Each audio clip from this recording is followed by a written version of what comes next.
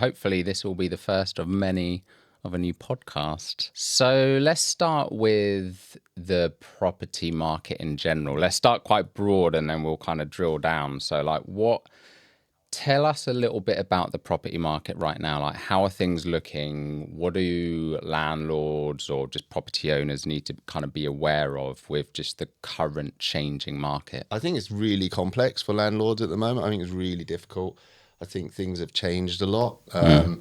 It used to be way back when there was like you could either sell your property or you could long-term rent your property, and the rules and the regulations were fairly straightforward. They're also a lot lighter touch than they are. Then over time, fast forward to where we are today, sales market is not really moving. It's very static. So I think a lot of landlords don't know what want to sell, but they're having difficulty selling their property. So they're not sure how to face that. Long-term rental is, although there's been a boost in terms of like the rents that you can get, the regulations have become, a lot more onerous. Also, the tax regimes become a lot more onerous. So that's become... What's the update with the long let? Well, there's a massive piece of new legislation, probably the biggest change in 30 years, the Renters' Rights Bill, which is coming into place from the 1st of May, which has got plus and minuses with all these things. So we have to see how it works in practice. It's, as the name suggests, it's highly favourable towards people renting. Okay. So I think the conditions to landlords are in some ways a bit tougher and bit riskier.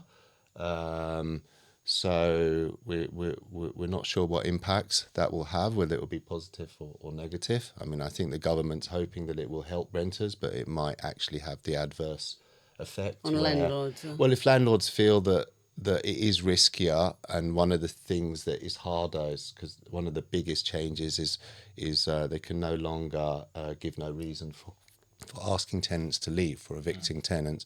So now there's very specific reasons or conditions. One of them is that they either need to be the landlord himself or family or friends are moving back into the property, or they're trying to sell the property.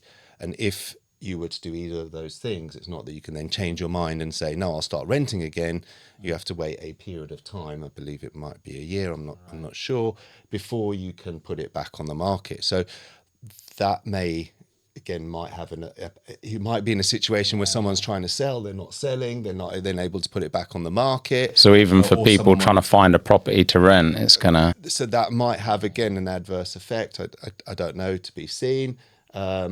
And then on the other side, the flip side is that, I mean, logically, a landlord will want to be a lot more careful about the type of people that are then renting, because if it's harder to evict tenants that are not behaving well. So there's more barrier at the beginning. So there's a lot of barrier, and I think what I would do as a landlord, and we do manage properties, is you'd be a lot more careful.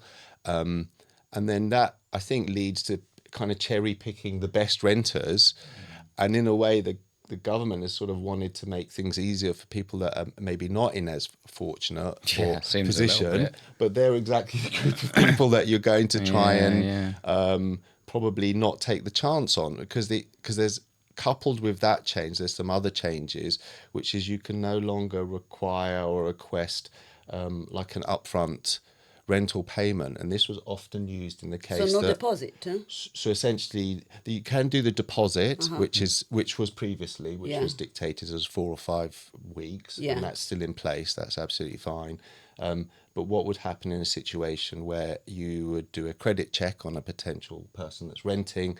If, let's say, they don't have a strong credit history, or maybe they come from abroad, they don't have a credit history, so technically they will fail, or they'll get a low credit rating. So as a landlord, what you'd usually do to overcome that is you'd say, well, why don't we agree you pay 6 months rent? That's what I've done. I've got terrible credit, and that's what I've done in the past, just like paid up front. Right, so you pay up front, and that seems reasonable for both sides to say, well, let's make it work. Well, that's no longer possible. Really? So that's what I mean. You're in a situation where you got someone that you think is fine. You'd normally like to have them rent, like to work it out.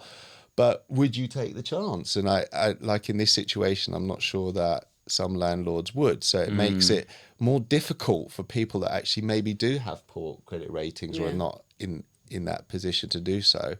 So I think some of these things, like some of these elements, would definitely potentially have an adverse effect. It seems bizarre. Like it seems like a lose-lose for everyone.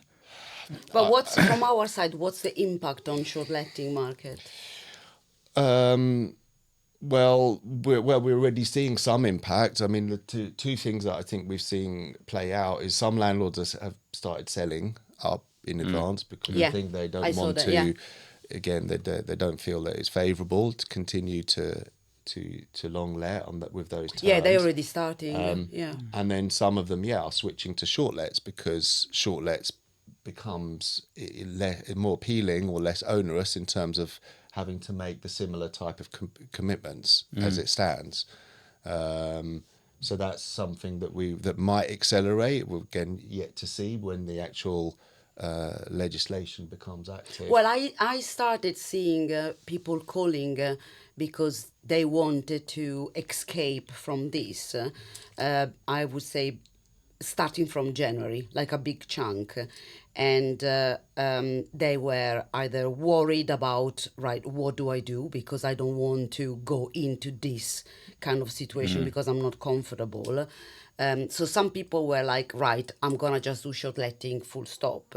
Other people were like, I'm going to put no, I did already put the property on the market, but the market is not going anywhere. So best case scenario, at least you need 6 months in a good market, I would say. So what I saw is a lot of owners, they don't like it. They really feel uncomfortable, which can be, I can understand it. I can totally understand it.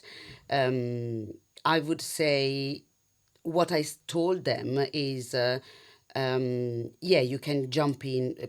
Probably is like your best option at the moment because it's either you sell or you rent. It's that, and then also like the flexibility of short letting a property means that, I mean, with us, not we are the management company, but we don't ask people to stay like 1 year, 2 years with us. So 3 months, you like it, you stay for the rest of your life or for whatever time you want. Or after 3 months, you think like short letting is not my thing or HelloGuest is not my thing, whatever.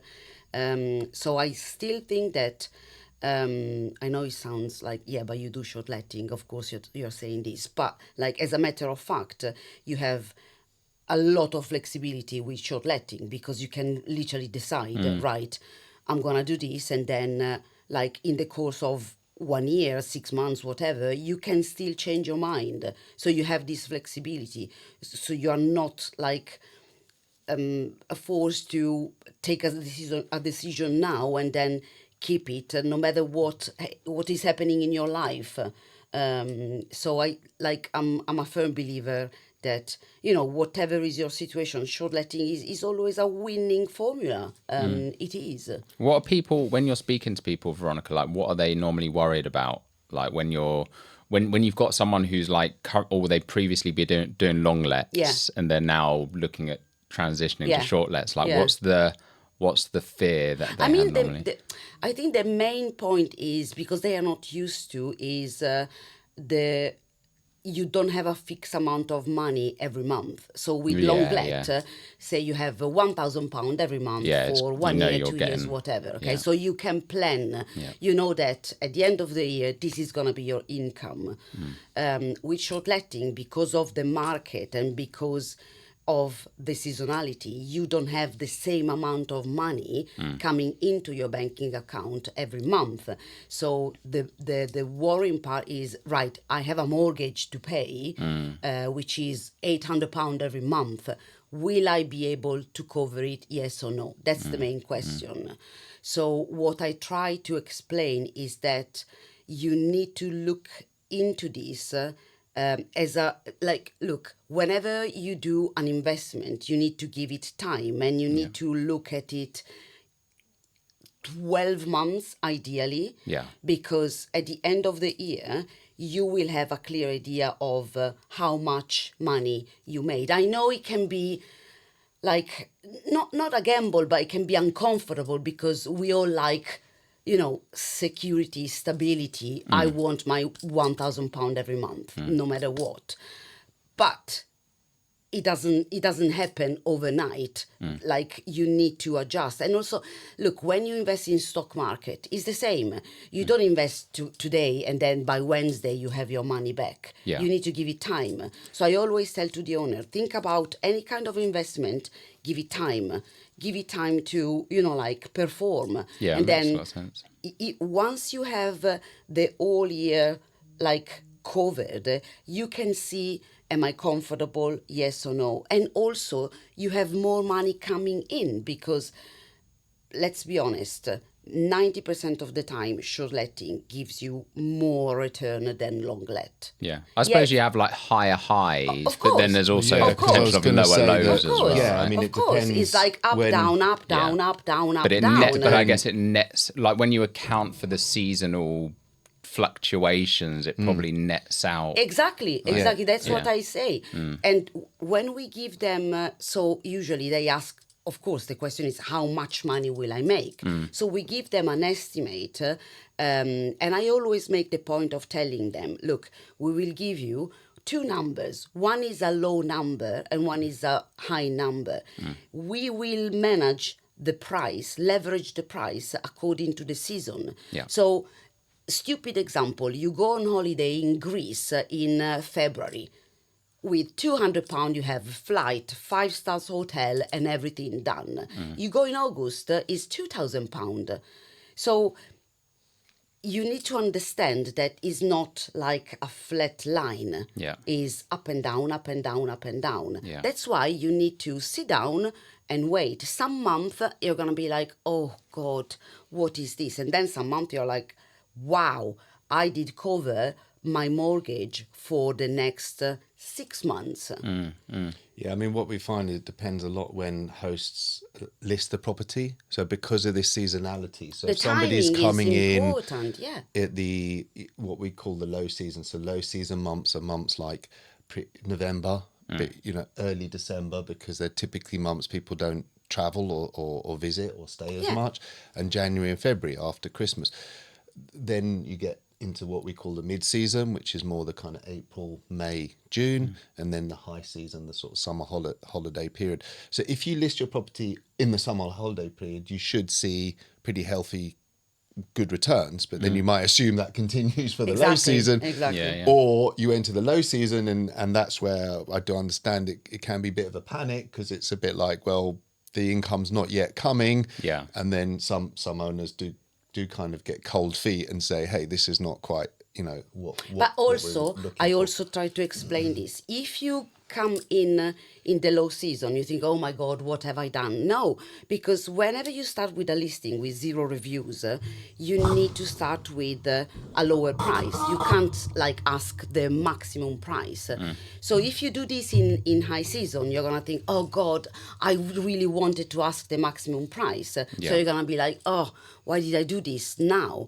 So as usual, there's always pro and con. So you start in low season, you always have to start with a lower price, Yeah. and then you build it. Remember, the more review your listing has, the stronger it is.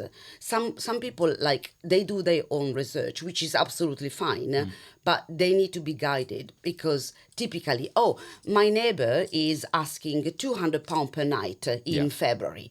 Why are you asking £100 per night for the same location, same property? Right.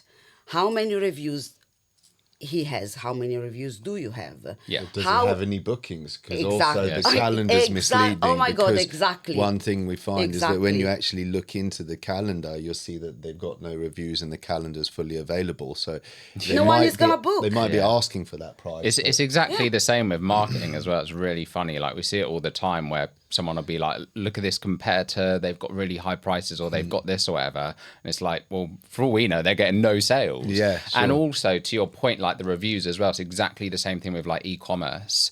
Like a new brand will come out, they've got no reviews, and then they're trying to charge the same price as like this premium brand that's got tons and tons of reviews. It's like you can't underestimate that as a factor. There's also, for this business, there's one point that is so critical, and it isn't. I think it's not intuitively understood, but it is so important. And it's when you look at how the booking channels work and how do they make their fees, how do they make their money, and it's similar in the sense that they make their money only when they get bookings, right?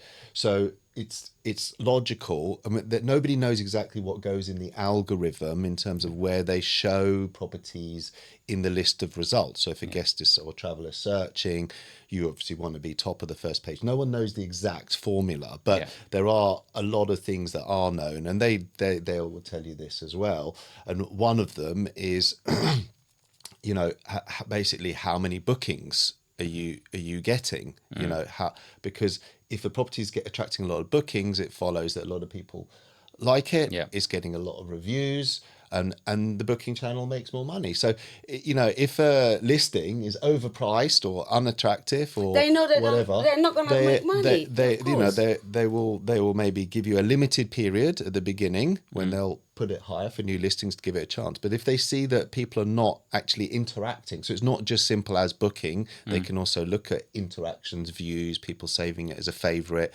and so on. If people are not really doing that and spending a lot of time on the listing, then naturally they'll start putting it towards the bottom of the list. So the instinct for a lot of owners is they want to hit the ground running at the top of the price range that they're given.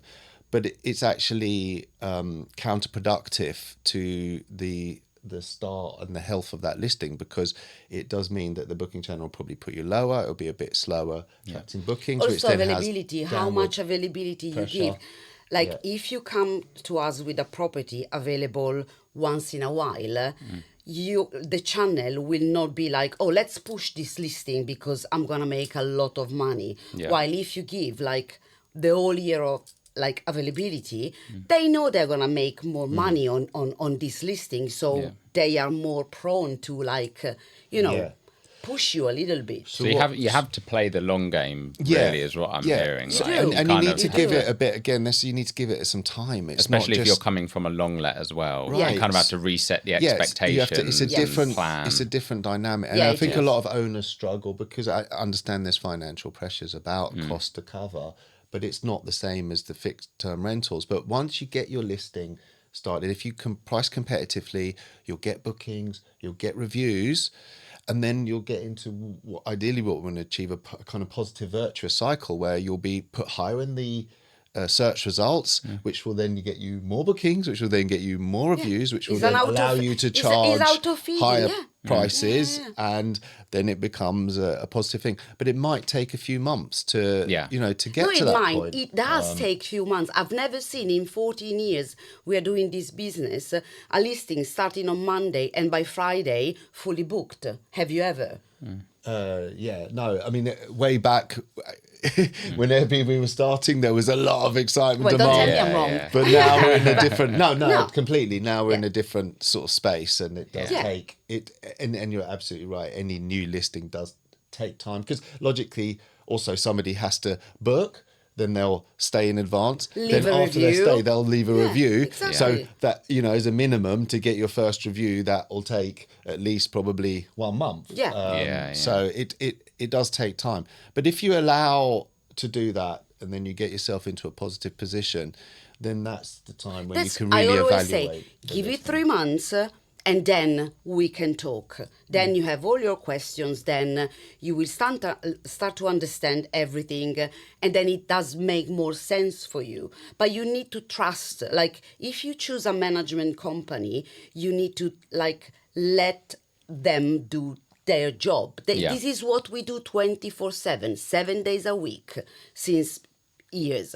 We have people doing anything you need for the listing. Some people don't understand that. Oh, but you just do, then what do? You just, do the advertising. Right. It makes my blood boiling, because behind a booking, behind a check-in, there is so much that like, an owner don't know. And I do appreciate it because, I wouldn't know how to build a car or how to do whatever. So let me explain you. So when I tell them, right, if you do it on your own, these are all the things that you have to do on your own, And they're like, oh, I see, okay. And then they start to understand. Of course, it depends what kind of vibe you want to give to your listing. If you want just, like, yeah, it's a hobby, I'm just going to do this, fine, whatever. But if you need something that will perform because you need to pay your mortgage or because you just bought a property just to do short letting, which a lot of people are doing, you need to ask to a professional, right, you do it, because it's very complicated, and especially if you need, which you must, use more platforms. So multiply one check-in for how many platforms do we use? 20, 25? Well, as a sort of core, but their extended network Yeah, actually runs exactly. into hundreds. Exactly. So sites, 100 platforms, one booking. It's mind-blowing. Just it takes just one guest to ask, where is the hairdryer? Multiply by 100. Yeah. You don't have a life. Yeah. You don't. So if you are retired and you want your project because you don't like gardening or drawing, then do it. But if you have a full-time job, it's complicated. It's really complicated. Well, I guess you gave the example, Veronica, earlier of like, investments, right? It's like if you had like a investment portfolio manager, Yeah. you wouldn't want to kind of tell them what to invest in and Exactly. calling them up and say, oh, can you invest in this? Exactly. And, like, you kind of trust them to know where to put That's your why money. you That's pay the whole for point, like right? a management company Yeah. to like give them the responsibility of managing your investment, and they do have the knowledge to do it. Do you ever have like, using again the analogy of investments, obviously like a lot of these, when you're doing investments, you can choose like a risk tolerance, right? Of like high risk, low risk. Do you guys ever have requests like that from clients where they'll say like, because you mentioned like you'll give like a range in which the price is going to work. Is it more a case of like you guys will set that, or do clients kind of say, actually, can we have a tighter range? So of course we have a team doing pricing all day and night, so we know what we do. Yeah. So we give the pricing, and then it's either they are like, fine, whatever you do, whatever you want, or it depends what they need. Okay. Some people come to us and say, I really need at least £1,000, and I don't mind lowering the price as long as I have this money. So we know that we can, play around. Yeah. Some other people, they are lucky enough to say, look, as long as it doesn't go beyond this, I'm happy. So this is my limit. I don't care about the occupancy rate. I know that if I go lower with the price, I can get, more people, but I don't mind. I'm not desperate. Got it. Some people come to me and say, you have to milk the property. So I just want every day booked. So the strategy changes. Yeah, so it's balancing price with occupancy always, rate. yes. It's This always is a tricky area because a lot of hosts are a little bit overly focused on the price because that's a sort of tangible fixed thing that you can count on. But I think this is also one of those things shifting from long let to short let that isn't that well understood, which is, in long lets it's simplex, it's a fixed monthly rental, but in short lets, I think one of the better ways to think about it is a little bit like, it's more like running a hotel, and how do hotels run their pricing. And the model is, if you don't have the room booked, you don't have any income. And it's the same here. If you don't have your flat or house or whatever property rented for a night, you're not getting any income. So and you still have your costs because you still have the council tax, the Wi-Fi, whatever. So we'll try. So that's where we'll adjust. We'll try and obviously optimize the price, and typically you'll get some bookings at a price point that maybe you want, and then people will book out like the weekends because they're the sort of higher demand period, and you're left with maybe a few gaps, those awkward midnight sort of periods. And in this case, what we'd normally advise is adjust your price to try and get those last minute or late bookers in, and net with those nights booked at a lower price point with the other nights booked at a higher price point will give you a better return, and just to your point, that balance between occupancy and price. But a lot of owners, I think, overly kind of fixated on what night price is it achieving and how could it be so low for that night. But it's not. We believe if you're looking at optimizing your return, the best way to look at it, because you got something for a night that you probably would have got nothing for. Yeah. How easy is it to, because obviously you guys probably got tons of data points from all the different properties you manage. Like, how easy is it to, obviously no forecast is ever going to be accurate, right? But if we were to say like, okay, over the course of a year, a property in this location, like once you net it out and account for all of those fluctuations, you able to get a fairly accurate forecast on? Of course. Yeah, pretty accurate. I think then what we try and say, which is why we give a price range, is that you can't tell until the property's actually sort of live, and then it does depend on other factors in terms of, how does that, how appealing is that property to people? How well maintained? Does everything Also, work properly? It's a demand-driven market. I always give this example. I want to sell my car, okay? And I decided I want £1,000 for my car. If in 3 months no one is giving me £1,000, means that the price is not right. The buyer is deciding the price, not me. I mean, of course, me as well, but I need to be flexible. Short letting is a demand-driven market, and it's also very affected by external situation. Like, say there is 1 year where there is a war. Yeah, sure. As an example, or pandemic, or oil prices goes up, inflation, you name it. There's so many things you can't predict. There's so many things, exactly. So that's where in the end you have to see. So you can that's why you give a range. Yeah, and then you also have when to they see say, but last year is I impacted. did this. Yeah, but last year was another year. Yeah. This is a different year. And I suppose that's also the benefit of working with the management company like you guys, because, if I'm moving from long let to short let for the first time, I haven't seen all of these fluctuations in the market before, right? Exactly. So I don't know what to expect. Whereas I suppose you'll be able to say, we've seen this before. This is the strategy we need to take. We need to hold fire, or we need to do this, or double down, or like whatever. We also, which is not accessible to so much to mid or small agencies, is only the sort of the larger, more established, is that we have quite a high level dedicated account manager with all the big booking channels that we actually have formal reviews every month and regularly. Yeah, and what their role and what they do is they produce performance reports for us on every single property, and what they identify properties where things can be optimized or things can be changed.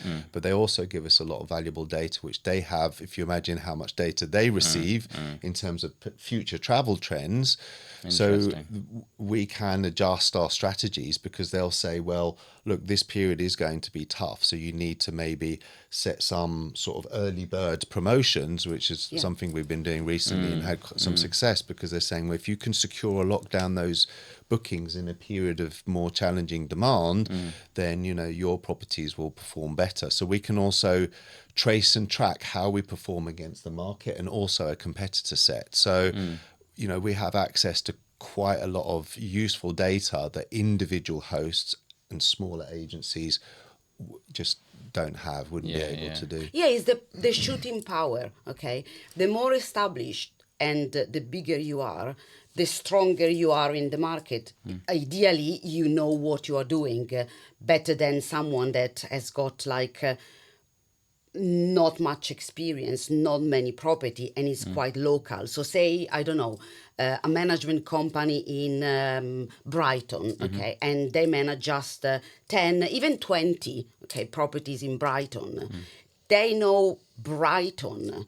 They have a local knowledge. But what about the world? We have guests coming from every continent. So if you focus just on Brighton or UK, your strategy is wrong. It's too local, it's too narrow. You need to so you're seeing the open it bigger trends like before they're worldwide, even... worldwide, because you have you have to focus on your target are guests, okay, who is coming to your property. People from New Zealand, from Australia, from Africa, from Saudi Arabia, from everywhere. So you can't be, okay, this is Brighton, I just want to look at Brighton. You can, but you have a different strategy.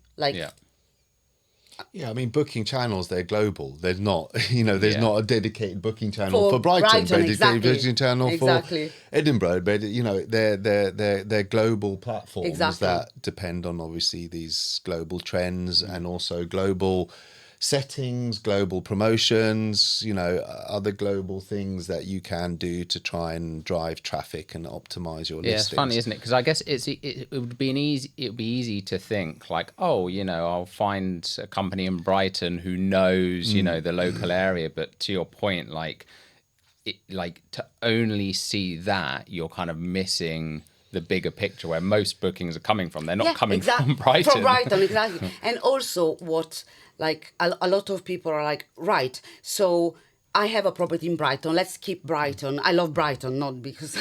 So I have a property I live in Brighton now as well. Yeah. I have a property in Brighton, but you are based in London. How are you going to do it? Right. So you are thinking this is the real estate business model where you need someone that shake the hand and look at this property. It doesn't work like that. It doesn't, because you are focusing on the wrong item. The item is how are you gonna reach people in New Zealand? How? Using hundred of platforms. The other day someone asked me what's the difference between platform, which people why they use booking.com instead of Expedia. And it's a lot is about geographical areas. So typically if you live in Europe you use one platform.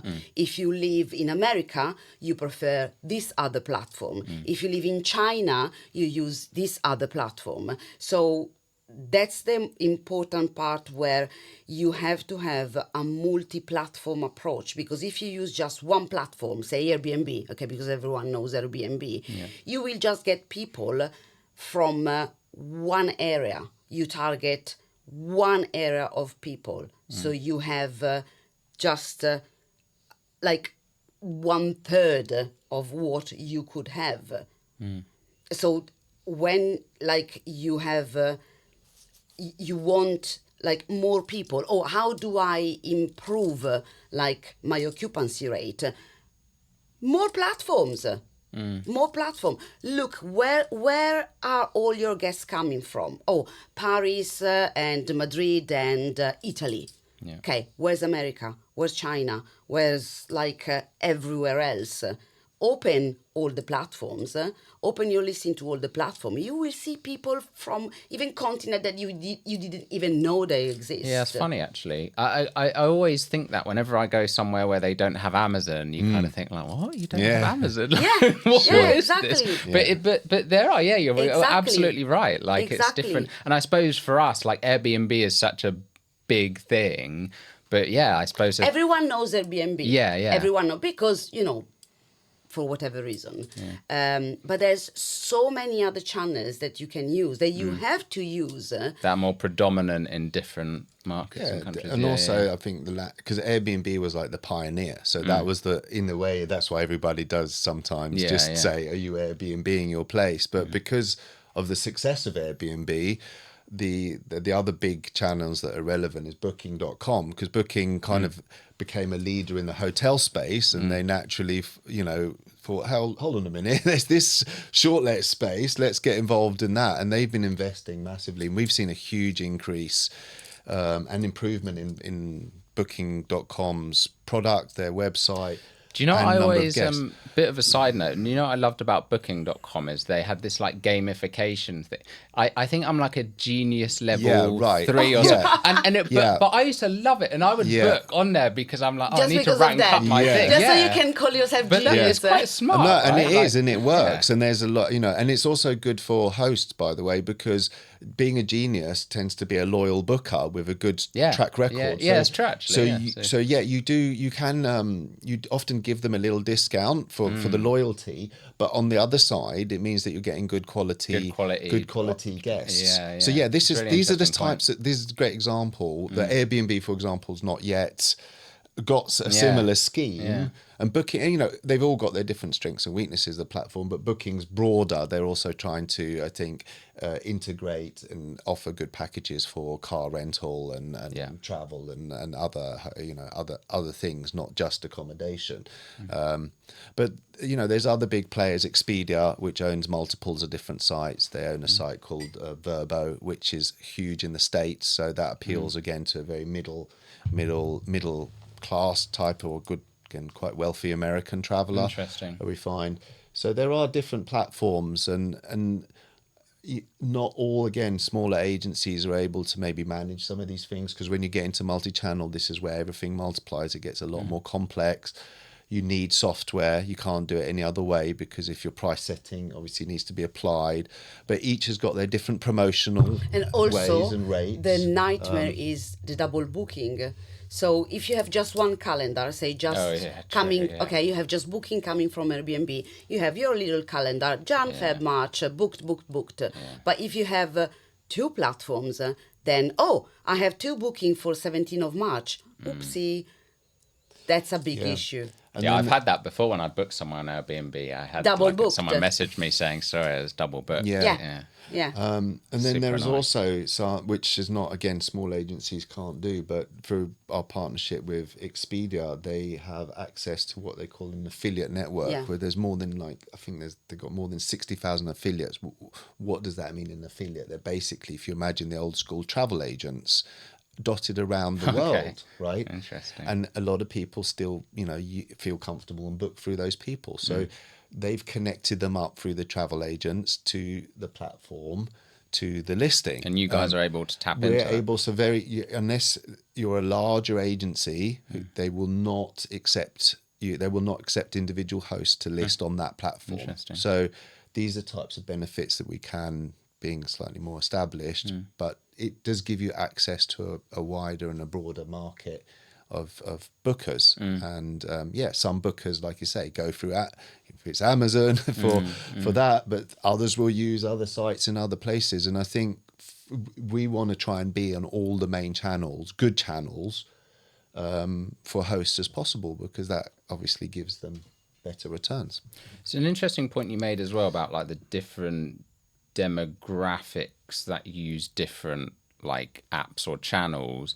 Do you ever get like, because I guess one of the fears from a lot of people who are doing long let might be, I guess the benefit you've got is you can kind of like, meet potential tenants and you can vet them yourself, and, you feel safe kind of letting them in your home type thing. And I suppose that's, if it's just a property you've bought to let it out, that's different. But if it is your home that you're putting up, you might kind of be a little bit worried about, oh God, who's going to stay? Do you ever get that request from clients all of the like, time. Yeah. And I guess that comes down to then just like setting expectations of, occupancy rate and all that kind of stuff. But do you ever look at like the channel mix based on that? Like, okay, we're going to select these platforms or these channels because it's... We try and, it's a good point. And there's some channels we won't work with because they don't necessarily have those checks and balances in place, so we won't. And they tend to be, again, the smaller ones. But the bigger ones, have understood that is really critical. And they're actively trying to screen and weed out guests that don't behave well. So you hosts do have the opportunity to review guests and even block guests. Or request that guests are, if the behaviour is, really extreme, to actually have them banned. And booking channels do participate because they do understand that that's also bad publicity for the whole industry. So yeah, you do. But try also and what get we rid of them. do, so there is two ways. One is the platform, but also what we do is we have. So what you can do is you can have rules on your listing. So I don't want this, I don't want this, I don't want this. So for instance, for all our properties, doesn't matter where, what, it's no smoking, no party, no loud music, no pets. Now, pets just if you want them. Pets is a little bit of an open one, but absolutely no loud music, no smoking, no parties. And you can have also a penalty if they break these rules. And also what we do is we always ask for a deposit.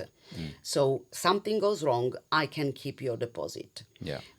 Also not one night, because if I want to say have a party, I just book for one night and then I leave. So we don't do one night.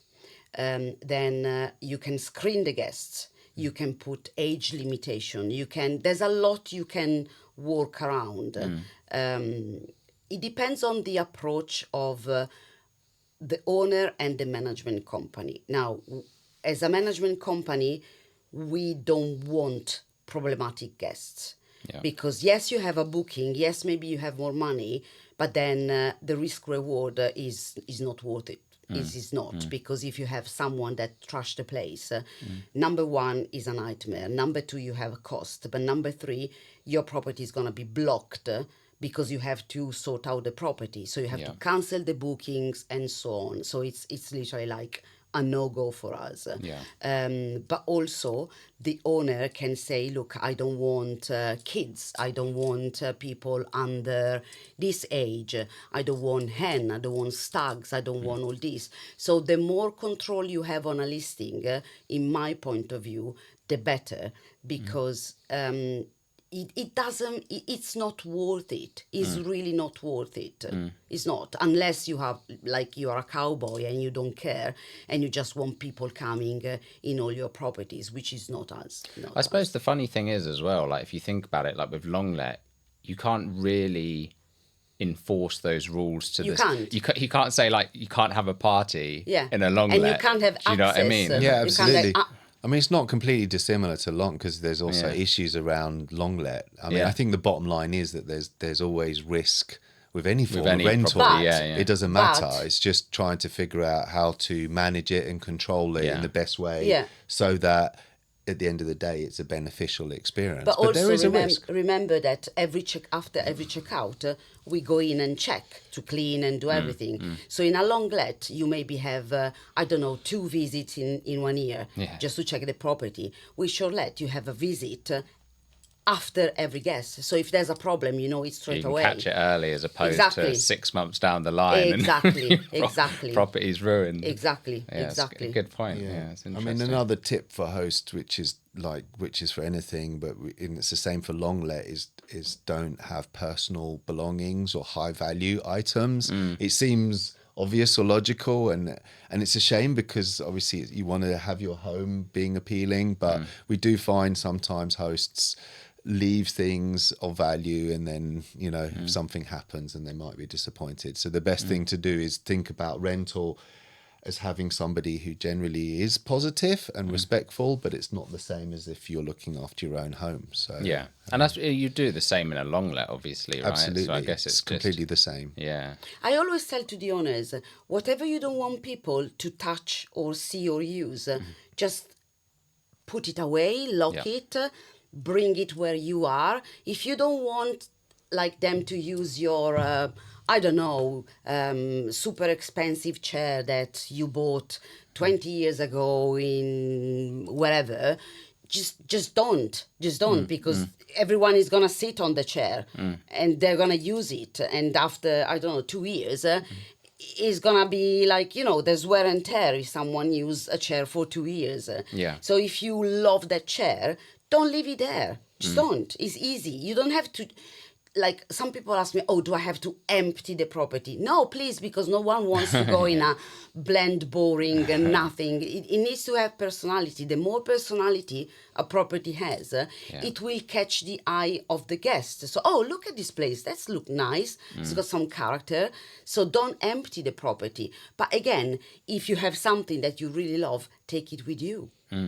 It's a good point, actually. Do you ever get those questions from clients of like how to furnish their property? And can you advise on that? Of course, because think about it. You go on a platform, say Airbnb, and you have you input your location. You have hundreds of listings, and you see the picture. Oh yeah, the pictures catch your eye. Yeah, if it's like okay, boring. Oh, that's nice.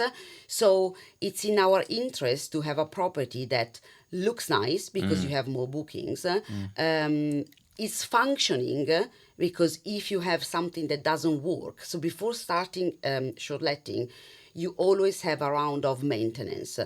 The window is not properly closing, the sealant in the shower is a little bit old. Do everything, like everything needs to be ready because you made a big effort in, like having your property ready. And then after 1 week, because you didn't check the sealant of the shower, which is moldy, someone is leaving you a bad review. And it's going to be such a shame because you worked hard. So we always give a checklist.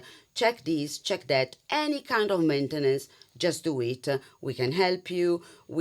As I said, it's in our interest because we need a property looking nice, which means we'll perform in a very good way, and we both make money. Our management fee is on what you earn. If you earn 1, my fee is on 1. If you earn 100, so it's in your interest. Exactly. Exactly. I mean, we have a lot of experience. I mean, Veronica's particularly and those guys, I think, got a lot of advice that we can give, and that's for free. That's just because, again, we have a shared interest. And also I love it is my thing. I love interior designer. So I'm like, let's talk about this. And they send me picture. What do I do here? What do I do there? We do that's I can imagine that being really... Yeah, so we do have a service which is a bit more involved. We do sometimes get properties which are way back, as in maybe they need some refurbishment work, so we might be able to help with that. Okay. Or they've literally got nothing in there, so they might need, again, advice and also support purchasing, supplying, sourcing, assembling, the interior design, all the different. Or some people live abroad and they buy a property in London or in UK, but they never come to the property. They have never seen it. Everything is done online and the property is empty.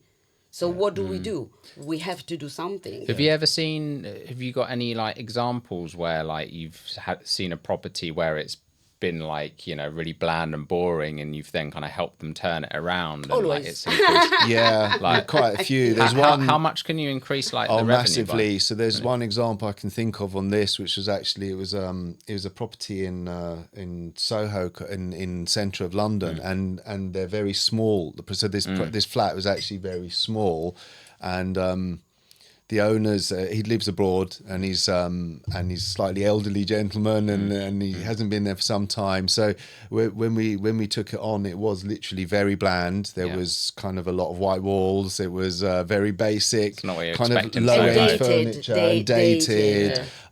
There was also some floorboards, which lovely wooden floorboards, but again very run down. The general decor was mismatched, so there was a lot of things.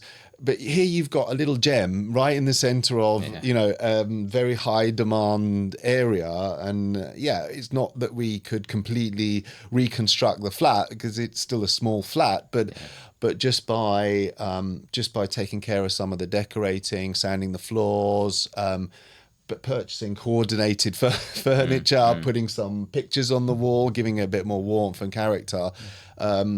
You're talking about sort of a multiple of 5 to 10 times more income. Just it because does make the difference. It becomes suddenly quite an appealing, attractive place versus a place you probably wouldn't. Another example is like some owners, they do have HMO properties.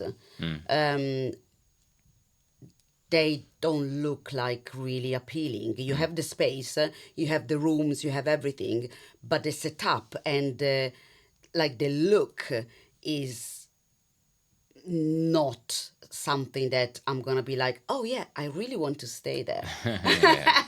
So there is this structure, there is like stuff there, but it needs all to go out. Like the classic studenty kind of no, because you don't make enough money. I mean, you can, of course you can, but instead of asking £50 per night, you can ask £150 per night. Yeah. And I suppose, interestingly, that probably also, coming back to the point about like who's staying in your property, I suppose that is also, because it's kind of like marketing in a way, right? Like the way you position your property, it kind of is going to attract us. I always remember there was like a list, this like sex dungeon I saw in like Brighton once, right? And it's kind of like, well, Brighton that's going to attract, that is going to attract a certain type of and if guest, that's what you want, like, cool. But there's a market for everyone. Exactly, exactly. And that's the thing. And I suppose like you can use the design to attract different types of guests. I mean, we learned, because when we started out, we were learning, and we would take on anything, but you learn quite quickly, and this is where we're at now, is that, you know, with places which are at the lower end of the market, which are not well maintained, not in good condition, not appealing, naturally charge much lower rents, and unfortunately there's a much higher risk, and we've seen directly issues with the types of guests that have stayed. So I mean, as a company now, we really focus on, you know, it has to be a reasonable standard, but also an owner that understands and is prepared to invest in that, because that in turn, like you say, appeals to a better quality of guest, people. And then it's generally a positive experience, because what we want is a positive experience for hosts, for guests, and also obviously for ourselves, because that means everybody's a lot happier and it works. We try and minimize these instances when you've got issues. That's a lot of what we do. It's really interesting. Like I suppose it's such a, you just don't really think about it, the interior design, and like how much that can actually impact everything from the type of guest, but to also just how much people are willing to pay for it. Well, it's to come back to that screening, because actually the screening's a more complex or nuanced question. It's because it's not just about the guest profile, because in a way, you're right, the type of place, the price that it achieves, because again, slightly higher price, it follows not everybody can afford to pay that, but generally people that can afford tend to behave, you know, a little bit more respectfully of the property. So these, like, not having one night stay, but having a minimum 2-night stay, having a deposit. Again, some guests may be unwilling to pay a deposit, but if you have means, then it shouldn't be a problem. Exactly. They're the type of guests that you want to attract, you know. So having all of these things in place, as well as some information about guests, definitely helps, I think, reduce the chance of there being issues at properties. Totally. And and I suppose that all ties in as well, because like you were saying earlier with the example we were given of like the local firm, right? I suppose you've probably seen so many different types and setups of properties to know like the kind of price points that different ones could, you know, bring in. So I suppose you can thousands. Thousands and over time, because I think, again, talking on that local thing, is we do get a lot of owners being particularly keen that you're locally based and you come and see the property, and that's fine, but actually it's not necessary, because we'll get we will ask for some photos. We want to have a look to make sure it is of a certain standard, and we need someone to will visit before it goes yes. live. So there are levels of checking the property before it goes live, but ultimately it's when it comes to being on the booking platforms, that's the key skill, and that's again more of a virtual skill than a local skill, knowing, and this comes from seeing thousands of properties. Look, at the end of the day, optimize the listing and the pricing. Short letting is a B2B business. Okay, so yes, you need someone on the ground to do the ground thing, but what you need is skills to manage the B2B business. That's where, the strength of the management company comes from.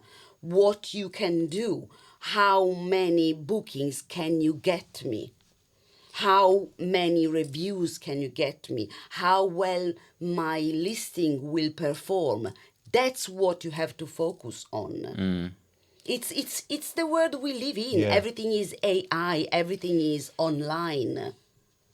And we've also built up a lot of processes and systems over time to deal with all these things. Because the thing is, there's a lot of people involved. There's guests involved, owners involved, contractors involved. There's lots of different people involved. But we have developed a lot of kind of systems and instances that can help deal with different types of situations.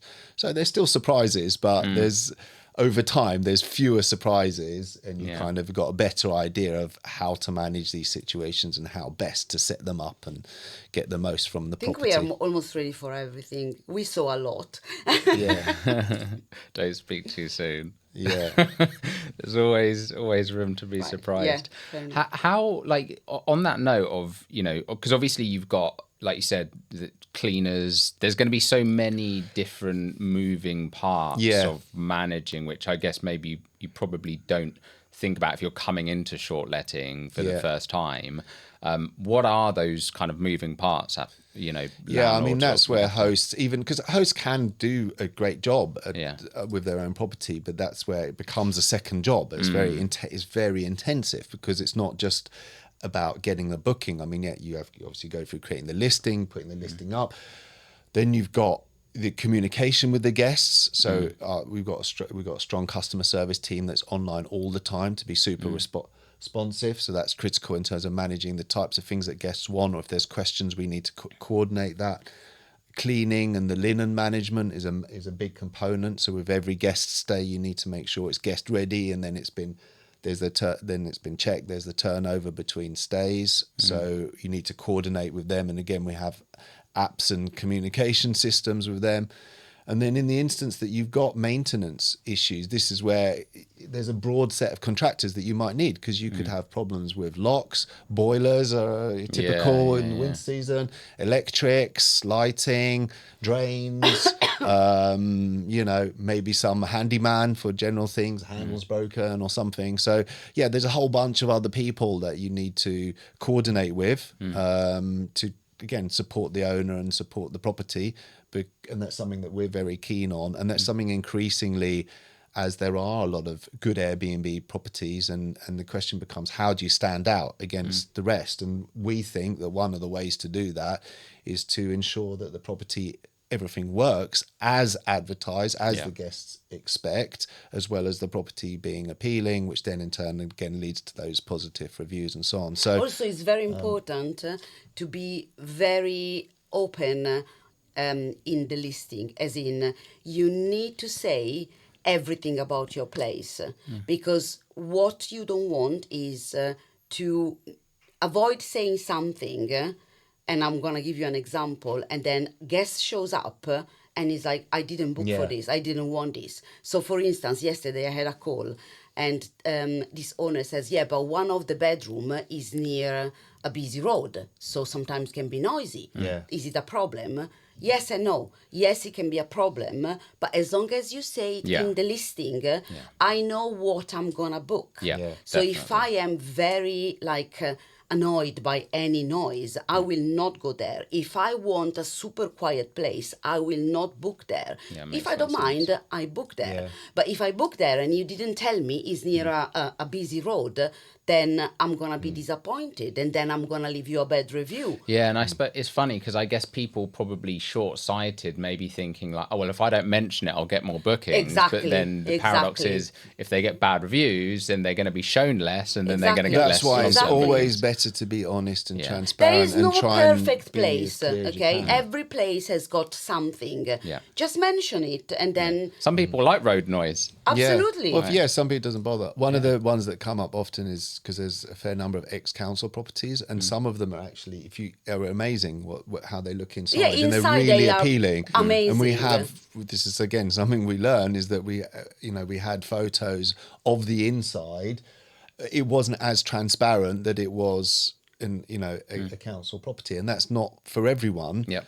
If you put it in the description or in the listing, then again that's their choice, and then that's fine, but if they turn up and then they could be put off by also that. it depends on the guest. If you are from the UK, Yeah. you are used to like You the understand concept, what it you means. understand the council. Okay, But if I you're know. from a sleepy town in the middle of America, Yeah, it can be true. a bit shocking. We have had Exactly. comments as like, I'm in the jungle. Exactly. What's this about? Exactly. I'm scared. Exactly. And it's like, no, Exactly. it's fine. I'm but worried about my safety. they don't understand necessarily. Interesting. And would you recommend changing, because you spoke about like other kind of markets and other countries and stuff, would you change the language on that listing to So say in like, so in that case, for all descriptions, for example, if you take that as an example, is we will say that they are ex-local authority properties, and we will also try to make sure that there's included a photo of the outside and the surrounding area.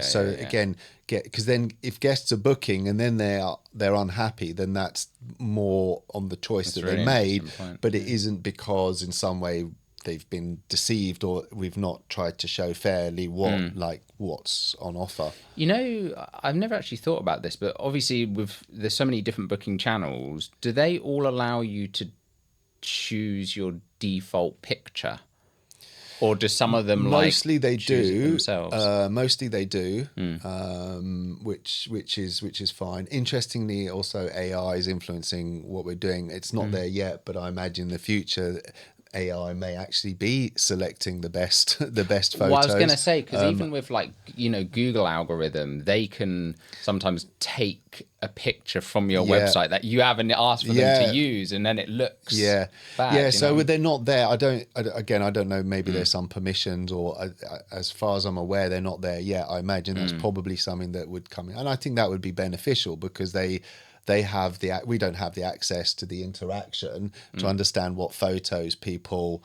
True, I suppose they generally only do it if they thought it was going to work. But the host can choose what's the lead photo, and also typically the order of the photos, and that is important. And we do, again, to optimize listings, we will try and advise on the best photo. And if a listing's not performing, sometimes we'll mix it up, and that can actually have a significant I bet, result.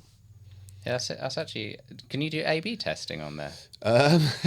Unfortunately, that'd be quite cool. It would be really hard to extrapolate. I mean, they could probably do it just because the huge amount of data and other things that we don't see. Because we can see data, things like how many times people are viewing a listing, but they'll have data in terms of how many times they're viewing, which pictures are they choosing, which pictures they spend more time looking at. So probably some of these metrics. And this is why it's extremely important to have amazing picture of your listing. Amazing, not with your phone, professional pictures. And I suppose you've probably seen that, right, in the data. If someone's like got you a new picture, and then you'll be able to see like has he managed all views this gone data, up? probably yes. Yeah, we saw listing where we 100%. did change the pictures. Because sometimes I appreciate sometimes hosts want to get listings up quickly, and they use photos from wherever they are. Sometimes those photos, unless they're professionally taken, can make places they don't give you a full angle of the space, and all the other ones, lighting is really important. They'll make the space look a little bit dark, but if you see that as a photo, you associate dark as being a bit dingy, a bit dirty. Maybe it doesn't kind of let the space shine, whereas professional photos, they have the advantages of having the wider lens to be able to capture more fully the room, again, have it fully lit up, looking clean, looking appealing. And so photos are massive. I mean, if you imagine people, the first thing people do is they'll search and they'll screen, they'll just fit by the photos. Yeah, 100%. So come on, it's a small investment. I mean, to get a professional photographer isn't a huge sum of money. I mean, again, you're talking about anywhere from £50 to maybe £200, not too much money.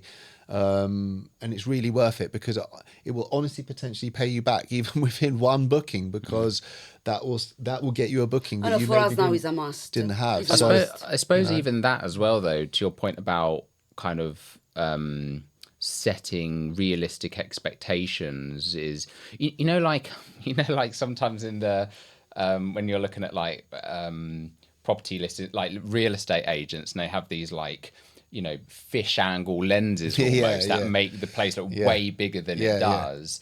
But I guess you'd recommend against that, right? Because again, that's misleading. They need to be real. Yeah. So I always say you need very good pictures, professional, 100%. Don't do something different because again, back to square one. Yeah. I come there thinking is a mansion, and then I have a studio flat. Okay, so nice because that's what we need, but everything needs to be real, or it's gonna come out.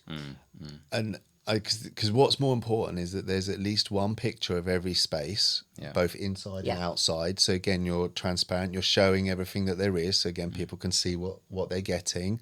There's not going to be any sort of surprises. They know what they're booking. But also it's logic. It's logic. What I always tell them, what would you do? What would you do? Would you book somewhere and then you go somewhere, you find something completely different?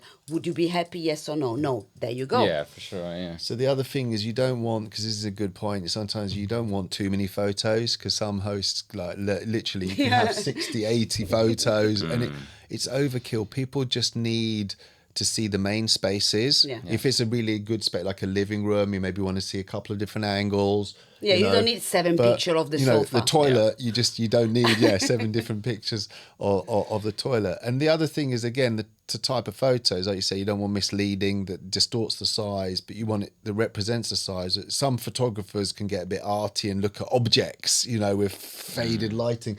But again, people aren't renting the object, they're renting the space. So like that's, I think, just you're looking at, again, just basic set of good, clear, high quality photos works perfectly. What do you think about I've always found that like just these very small things, like when people leave the little hampers, the little welcome hampers and things, like it's such a small thing, but it just feels like, oh, that's a really nice gesture. And then you almost feel like obliged to leave a nice review because it's fun, like it works on me. Like it sounds like a small thing. It sounds almost a bit manipulative, but it does work. Like, do you ever advise any of your clients on that? Actually, I'm going to give you an opposite point of view, which is more in the interest of hosts. So, because we've experienced a lot of things around this, and you're absolutely right that some people appreciate it and might be tending to leave more positive review. But there's a couple of issues or challenges with it. One of them is what sorts of stuff do you leave? Because and since COVID, that's also made it more difficult in terms of like fresh food items. Some people don't drink alcohol. Like allergies. So what you left with, probably some flowers or something. It's fairly safe. And I would say it depends on properties. Some properties you can leave milk, but even milk, how many different types of milk do people drink now? What's the right You're type right, of milk? but also let me give you. I just want to add one more thing, which is really important, which is it's a cost. Yeah. Okay. Yeah. Sure. And it's not insignificant. So if I have 6 to 8 bookings a month and it costs, let's say £20, right? That's whatever it is, 120 quid, let's say, but that's directly out of my profit. So the critical question is, did that investment, that spend, actually really make a difference to the reviews and the experience? And it could. So we don't want to say don't do it, but what we'd say before that, and more critical, is that you get the property right. All the things that we've been talking about in terms of, again, the right pictures, the right setup, and most important, everything works properly. But there's what also guests other want way. is that they're happy with their stay. Everything is happening how they anticipated it booked. If those things don't work, you'll get bad reviews. If those things work, you'll get good reviews. It doesn't depend on your welcome pack, which might end up costing you. You can do money. other things, like have some more. Things like, I don't know, a nice coffee machine or, whatever makes the stay of the guest a better experience. Yeah, so invest in more like amenities rather than exactly. one Coffee machine is used. A lot of Exactly. guests, very highly demanded, very good example. Or I don't know, a lot of channels on your TV, or a hair curler for women, or interesting. you know, like these kind of Yeah. things, which is a one-off investment. And he's got a coffee machine, like a very good coffee machine with coffee pods. You buy it once every 5 years. Yeah, that's a and really it's good gonna point. stay there. Everyone loves it. If I don't drink, for instance. If you buy me a bottle of even the most expensive wine or champagne, I'm not gonna drink it. So it's always like I always say, just let them enjoy their stay as much as pamper them with what is available, like you know, these kind of things. Then of course, if you want to leave a bunch of flowers or a bottle of something or whatever, it's fine. Always make sure that you know your costs are, like, you are monitoring your costs, because like Toby said, if you spend £100 every time that you have a check-in, at the end of the month, your money is gonna all go in you know, like in welcome gift. Yeah, it's a really good point. And I think sometimes it can be like contextual as well. I remember there was someone I stayed once, and I think it was like a kind of outhouse from like a farm or something, and then they had some like produce from the farm, which that makes sense. That's right? brilliant. Like Of course, that does. does. That's something worth doing because it's good touch, because special people and then unique. might buy from them. Absolutely, you know, it's a smart move. But then I guess for the most part, yeah, you're right. We're not like, saying you have no idea we're what people are we're gonna. just Or maybe highlighting if you some live near a practicalities. restaurant, just go in the restaurant and ask to the owner, can we make a deal? Can you have my guests paying, I don't know, 10% special offer, special discount. offer. Yeah, idea, You know, these kind of things which will help the stay, and at the end of the day will not eat your margin. Yeah, that is actually. I think I've seen that before as well, where people are putting like the welcome pack, like, "Hey, we've got you know, Franco's down the street kind of thing," like, exactly. and that's quite a nice touch, It right? is, Because it people is. want to go out and eat, and they got a recommendation. Yeah. I suppose absolutely. even that as well. Like, is that something you generally kind of like recommend in terms of building the welcome pack? Yes, and it's having, important because you own your property, and you know that around the corner there's the best bakery ever, where you can find the most amazing pain au chocolat every morning, fresh baked every morning at 11. So it's you can tell to the guests, do this. It's gonna really make a good day for yeah, because you. it contributes to the overall guest experience, Yes. right? Which is then going to absolutely. feed into the review Yeah, of that because we booking. can tell them, look, the nearest tube is here, Buckingham Palace is there, and this and the, you know, like everything. We will say all this, but you have been living in your property since 15 years, and you know that every Tuesday there's an amazing quiz night at the pub around the corner. Go, just go. You want a London experience? Do it. No one from a management company will give you this, but it's gonna be loved by the guests. If you read the reviews, all the personal touch that the owner is allowing to do and offer to the guests, they stay. They are in the reviews. Oh, he did really help me with this. Oh, this tip on this was absolutely amazing, and on and on and on. Do you ever get like how do you find the the guest communication piece? Because there are, like, I've spoken to some like hosts before, and they're so communicative. Do you know what I mean? They're really like but I guess even that is quite individual, right? Some people might not want. Yeah, some people don't actually like communication, it. I mean, what we found is, I think most important, which again is a little bit common sense, is guests need the right type of information at the right time. Yeah. So, you know, there's a sort of pattern that if somebody books, then it's right to send them I think a thank you message and a welcome message to acknowledge that they've booked and start preparing for their stay, and then again progressively sharing information depending on when they stay, in terms of what things they need to do, how do they access the property, and then being available to answer any specific questions that they have. We find that that's sufficient. It's not necessarily good to get too much into too chummy because you can have contrary issues with that. So we try and just keep it in a friendly, still professional manner to support guests as best as possible. And I suppose it's more about being responsive absolutely, than being just bombarding someone with messages. Absolutely. So we have a customer service team which is around the clock 7 days a week from morning to night, just available to answer. Yeah, and I suppose even that's quite good, right? Because like if I'm just renting my property, I'm not going to be available 24/7 to answer questions. Also, the response rating is on your listing. So if really? So they look at that as part of the and that feeds through. So algorithm. So we have a strong profile again, and that helps because people also wanting to book can see that this host is really active and they're going to get back to me instead of maybe someone who gets back to them in 4 days' time, right? So if I'd listed my property and then I was like at work all day and I hadn't responded till later that day, that affects the. It does. So we try and get back literally in minutes, but if we can get back, depending on the volume of inquiries, within an hour. We also slightly at the moment favour people. I know there's a whole massive trend towards AI. Airbnb itself, a lot of their customer service is actually AI. And it's interesting. We're not sure yet whether this is the best approach or not, but we still prefer a human touch and try and sort of understand what hosts guests are looking for, and also actually hosts are looking for.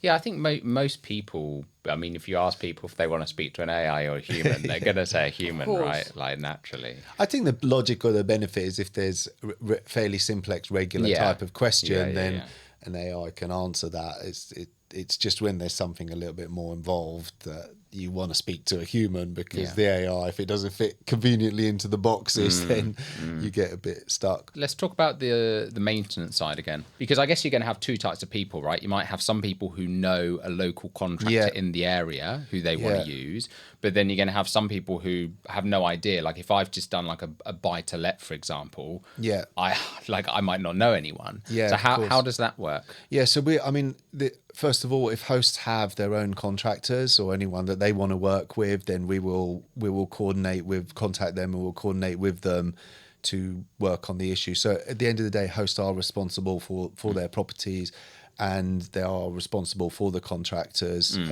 We are engaging them on their behalf. We don't add a markup. We don't make money from it. Sure. We just want to facilitate making sure that the property is well cared for. If they don't have a suitable contract, we can help with sourcing a suitable a contractor on their behalf again. And I suppose with the amount of contractors you've worked with, you probably can. There's a few that we can call on that we know are reasonably decent and responsive and reliable. Yeah. Nice. Awesome.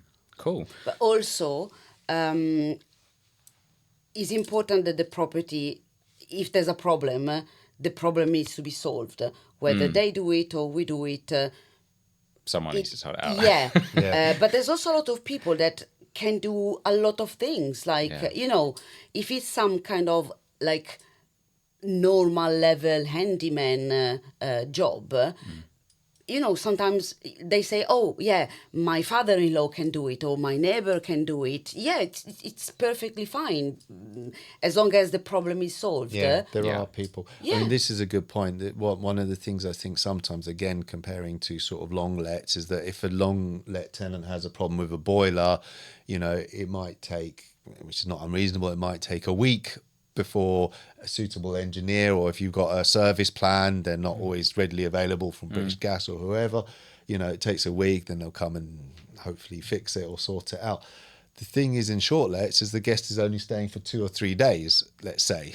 So you don't have a week. So you need to try and get things resolved as quickly as possible for the guests, and then there are instances that you don't, and if you don't, there's something that hosts need to be aware, is that guests would be entitled to compensation, because the principle being that the amenities were not working as advertised. So in that case, the booking channel and this is often a misconception, it's not us that awards the compensation, but the booking channel will say it's fair that the guest should receive some adjustment depending on the severity of the issue. So if it's a small thing, it might be just, again, a relatively small amount. It might be 10-20% of the night or the period affected. However, if it's a big item, things like heating, water, They didn't have Wi-Fi, hot water for 2 days. you know, in this case, it could be far more significant. So it could be 50%, or it can be grounds for guests to one say, I'm not able to stay here, I'll have to find other accommodation. So getting things fixed and making sure that they're working not only helps that, but again feeds back to getting positive reviews. So So I guess it might be, like you say, if someone's coming from long let and they're used to just like, oh yeah, my response dad's gonna rates. come and do it kind of thing. Yeah, in 20 days. No. So we have to try and get on it, and that's again part of our service, to try and help hosts do and make them aware of potential issues and try and support them as best as possible and getting them resolved as quickly as possible, and then again managing if there are any sort of compensation or any claims or anything along those lines. We kind of touched on this a little bit earlier with just all the the different regulations happening at the moment, but has there been much of a shift you've noticed in terms of, maybe for you, Veronica, like the people you're speaking to, more people coming from long let into short let, or is it still fairly mixed in terms of, because I guess you've got people who are actively listing or actively doing short let, you've then maybe got people who are doing it for the first time with a new investment property, and you've then got people who are coming from long let. Like, has that mix changed much over the past few years? It's I would say there's a lot of people buying properties just for short letting. So not anymore people that, they are moving out for business for 2 years in another country, therefore I'm going to short let my property. Or I have this second place which I don't use much, therefore I'm going to short let. Now the two new trends are, I bought a property just for short letting. Specifically, interesting. And to answer your question on the long let, yes, I'm not comfortable with what is happening in the long let market. Therefore, I'm going to move from long to short. Interesting. Yeah. So on that point, for you, Toby, is there anything on the regulation side that you're seeing, like any big changes? Yeah, so there are, and this comes back to we're talking about for landlords, the landscape's become a lot more complex and a lot more sort of challenging to get through. So there's the new legislation for the long let, the Renters' Rights Bill, but there is actually already some regulation for short letting. So in Scotland, they introduced a licensing scheme, which hasn't gone well. It was too prohibitive, too restrictive. And I think they have recognised that, because they recently reached out for a sort of further consultation to maybe adjust or amend. So I think they've learned that it's actually been counterproductive, because it's potentially reduced the amount of visitors and tourism, which having, properties or places available to stay. So they had a very restrictive way of implementing that. But England and Scotland have been looking at this as well. And I think they've maybe learned something from the Scottish experience. So what we're being told is that there is something in the pipeline this year for England that would involve, at the moment, it looks like a registration scheme, which is fine. I think hosts don't need to be concerned. I think it's just a way of logging in and them being able to understand what properties are available for short letting in different parts of the country. Then I think it's a relatively light touch in terms of signing up. There'll be some fee, but it's not, I think, excessive to do that. That's our understanding at the moment, which I think would be okay. Wales, unfortunately, might be looking at some flavour of the Scottish one, and the Scottish one, the part that's a lot trickier is that is the licensing element, and particularly if it requires a change in use or a permission, a specific permission to be able to short let. And this is, I think, where the issues have arisen, because councils have executed it in slightly different ways, and they can be using it in a very restrictive or as a blunt tool to prevent homeowners or property owners from short letting, which is a shame, and What's the probably rationale wasn't behind intended. it? Like, what's the... Short letting has received a lot of, in Airbnb has received a lot of bad publicity. I mean, we know when this started out, this was actually in some ways funded by hotels as a sort of pushback, but there are different reasons why I think it's received bad publicity. One of them is as understandable as the impact on the neighborhood in terms of guests coming and going and noises and parties. So these make good headlines, but the majority, how many parties 99% of have? bookings don't have, you know, Exactly. and in this manner, parties can happen in also rented properties or in even property, you know, owned properties. And I suppose it comes back to what you were saying earlier, right, with people probably being too loose with their descriptions. Right. On... So who knows? So there was, you know, and this I think has improved over time. But yeah, there's a concern about people using it on that level. And then there's also, I think politically, there was a little bit of a push to say, well, if they're not short letting, then that's property available for long letting to resolve an undersupply of property in the market. But the undersupply of property goes back decades across every single government, and it's still today, despite, you know, Labour's pledges to build, I don't know if it's 1 million homes in this term of the government, which so far is not happening, and there are specific issues and challenges why it's not, but it's not, short letting is not the reason. So when I think the issue's been analysed, it still represents an incredibly small amount of available stock. I think it's less than 1%. There's been no evidence to suggest that banning it or changing it would increase the amount of long let property available. And at least from our side, we can definitely say that a lot of the property that we have wouldn't be available for long let because it's owners that are going away for limited periods of time. So they wouldn't be able to commit to long-term rentals, especially with, again, the new legislation. So if you take that property off the market, that's, again, less property available for, you know, somebody to visit for whatever reason they want to.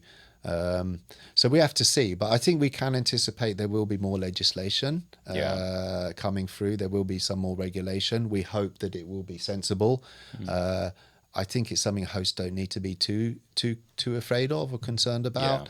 I think in some ways it also signifies that short let is maturing as a recognised form of rental. It's so in a way it's accepted. So actually conversely, it just means that it's something that is understood now, because initially the initial reaction was, no, let's try and stop this thing. Part of the wider conversation now. You know, which wasn't in the interest has of been accepted of finally as, you know, like. And I suppose, I think you said this to me before, Toby, but I guess this is like a kind of, it's just like a self-correcting mechanism, right? Where it's never going to be able to go too far in one direction, because it's kind of like, you know, if there's an over demand for long lets, then it's going to go back the other way. And if there's an over demand for short lets, then it's always going to self-correct. Yeah, I think it will find its, exactly. We're hoping it will find a healthy place, you know, so people can stay in hotels if that's their preference. People can rent, you know, long-term rentals. People can stay in serviced accommodation. People can stay in B&Bs. People can stay in Airbnbs if you want to. You know, I think it's healthy to have a wide range of properties, and as in that comment about they are marketplaces, you know, it's dynamic, they're dynamic. Changing. So, you know, if there's too much property available and not enough demand, then naturally fewer properties will be available. So I think, these things will balance out. And at the moment we're seeing, you know, there's a healthy interest in short let properties for obvious reasons, which is they offer, I think, a good value for money. They're very personalized space, and you typically get more space, and people that prefer to self-cater rather than being limited perhaps by the hotel experience. Yeah, and I guess that's, you know, as a kind of final point to finish on, that's probably a good reason why people should look at working with like management companies like you guys, because you can advise on these incoming regulation and changes and things like that, and what they maybe need to do to prepare for them, right? Yeah, I mean, we're as here opposed to help, having to keep on top of it 24/7 and worry about what's coming and how's it going to affect us. And it's like we said earlier, I guess you guys have seen all these different fluctuations over the years, right, with all kinds of different things, and it's It's like that book, without getting too far off topic, like Ray Dalio Principles. Have you ever read that? No. He ran like a huge investment firm, and he kind of talks in there about, with any market, it's all cyclical. It is. They all go It through is. cycles, and you kind of like different things happen. To your point earlier, Veronica, like, pandemics and wars, we never know exactly what's going to happen, Yeah. but things are going to happen. Yeah. And they will happen in cycles, and it's kind of like we just have to play this out. We have to see it out, kind of thing. Yeah. right? Yeah, I I mean, mean, our advantage is we have been doing this since 14 years now. Yeah. So So you've seen a lot of we've cycles. seen a lot, and we have a lot of experience. So, the fact that we are still here does mean that we kind of know what we are doing. You've got your battle scars. We Yeah. do. I think the thing that we remain optimistic about, which is why we sort of very committed to this segment, is that we do believe, if you're talking about short lets as a proposition, that there is a place for short lets. It does make sense, and I think it will continue. People will need accommodation despite the Absolutely. wars and Yeah. pandemics and Yeah, so on. yeah, And yeah. we're hopeful that we can obviously contribute to that and support. If we survived owners. COVID, I mean, that was tough. But yet we are still here talking about, short letting. People will always travel, especially now where you can work from everywhere. A lot of people takes this opportunity, those nomad, you can work and flexible travel. work. Yeah, You're yeah. not going to stay in a hotel for 3 weeks. Yeah. You're not. Let's be honest. You want a home. You want a place. Yeah. So you are going to go on a short letting platform and book for 3 weeks in a Yeah, so, place. I mean, in times of uncertainty, like short letting does become even more attractive, really. Doesn't Well, it? I think It's kind it appeals or offers something different. It's not just about tourism, Yeah. because I think naturally people think of it as tourism, Yeah, but yeah. the majority of stays, particularly in the UK, are actually from people within the UK, and some of it is touristic, but some of it's visiting friends, wedding, family, work projects, study projects. There's a lot of different reasons, and now also increasingly business travel, because they're recognizing that this also makes sense for business travelers. Yeah, I mean, I've got friends who literally they stay in Airbnbs for like 2-3 months at a time all around the world. To your point, like nomads, just like that's Would that's you what they rather love stay doing. in a hotel for 3 months? I'm not talking about the money. I'm talking about the experience. I wouldn't. I wouldn't. So there you go. You have a lovely space. You can decide where. You don't have the bland, no personality of a hotel, and you can just literally enjoy your stay for 3 months. And also from a host point of view, because a lot of people do need to leave the country for work experience or for whatever other experience. If you have your property empty for 6 months, number one, money, is an empty property, which will cost money. Number two, you need to have someone go and check in your property, or to the neighbor, can you go and check the property? While if someone is staying there and there is a leak from the ceiling, you will know it straight away. So it's also, like a way of taking care of your property. So it's it's a win-win formula. Yeah, love it. Awesome, guys. That's been All right, super thank useful. you. Hopefully we'll be so back much. for another one.